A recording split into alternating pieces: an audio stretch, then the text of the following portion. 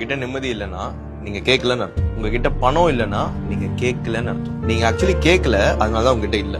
என்னோட ஸ்பீச்லாம் பார்த்து நிறைய பேரோட வாழ்க்கை மாறி இருக்கு, மோட்டிவேட் ஆகுறீங்க.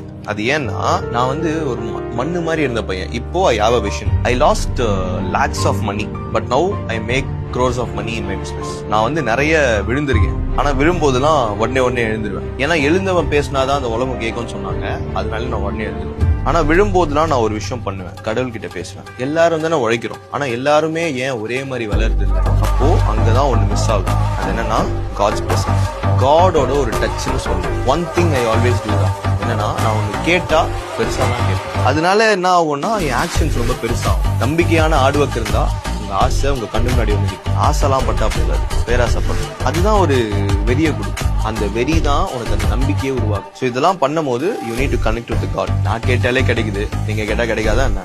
கேளுங்க பாத்து.